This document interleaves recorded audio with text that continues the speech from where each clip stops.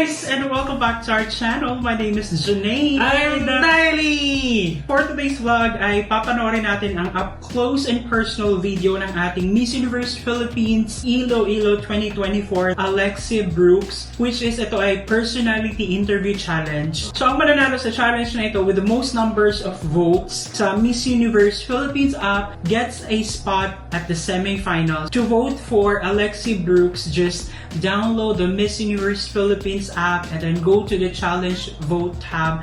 Pangatlo siya dun sa pinaka-bottom part ng app and scroll down and vote for the one you think should win the challenge, kung si Alexia Bay Brooks.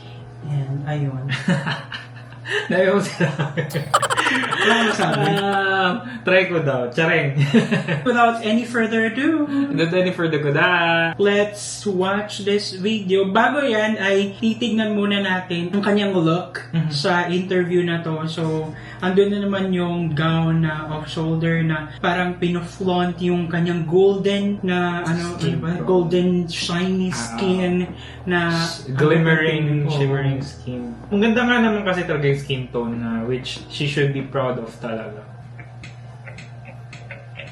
Well, on the top of my bucket list actually this year is to win the Miss Universe crown because I really want to help a lot of people, especially on my back in Iloilo, the women in there. I really want to give back to these people. So, on the top of my bucket list right now is the Miss Universe crown.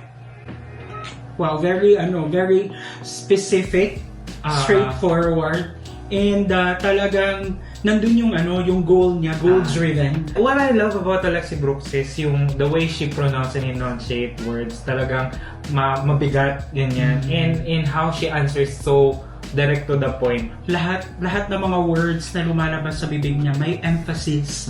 Parang nafe-feel mo talaga, di ba?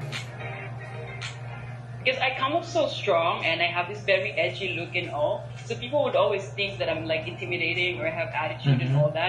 But then if you're like a close friend of mine, you really know that I'm just like a soft person and I love to be like laughing and jolly around. True naman, dahil dun sa sobrang edgy siya, sobrang strong nung personality niya na napapakita, athletic. Parang yun yung parang intimidation part na hindi siya mukhang friendly.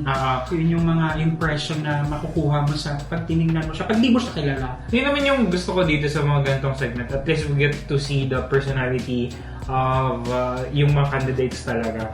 Pero sana, di ba, para sa akin masyado pa rin siyang queenly, ganyan, boxing, like, pwede pa siyang bumawa, ganyan, mag-all-out personality. Pero, who knows, di ba? I don't think that there's anything that I want to change about my personality. I know that, you act the way you do because of specific reason and happening. And as much as people would always tell you na palitan mo yan o wag mong gawin yan, but if it works out for you, then you just do you be confident. Yes. I love that, di ba? Bakit mo naman papalitan yung personality mo for the sake of other people, just to please other people, di ba? Yun parang it goes as well dun sa mga ibang tao na ayaw sa'yo. Wala ka nang magagawa kung ayaw ng mga ibang tao sa'yo. So, you cannot change how they see you, how they treat you. So, it's up to you na lang kung mahal mo yung sarili mo. I-distance mo yung sarili mo dun sa mga ayaw sa'yo, mga ganun. That's what I love about Alexia Brooks naman. That's why she's shining all throughout the journey. Kasi nga, she's she. She is just her. She's just her. Kumbaga, kung mas nakikita natin siya dahil ang pinapakita niya ay kung ano siya, kung sino siya. Tsaka, Kevs ko, kaya nang sabi mo, she's an unapologetic queen, diba? Yung parang, yeah, I will do this, I will do that because I wanna do it. Not for you, it's for myself. Parang ganon. Ayun guys, so don't forget to download the Miss Universe Philippines app and go to the vote tab, challenge vote tab. Dalawa namang makikita nyo dun yung swimsuit tsaka itong Keyman's interview, and I think we only have until May 4 to vote for our favorite candidates, and just continue supporting our queens kung sino man yung sinusuportahan nyo with love. And thank you at sinamahan nyo kami sa nagdaang video. If you like this video, don't forget to give it a thumbs up. If bago kayo sa ating channel, don't forget to subscribe. Hit that notification bell para updated kayo sa ating mga next upload. Ayun guys, thank you so much for watching our videos. We have a lot of videos done and we have a lot of videos coming. So keep watching us. See you in the next video. Bye!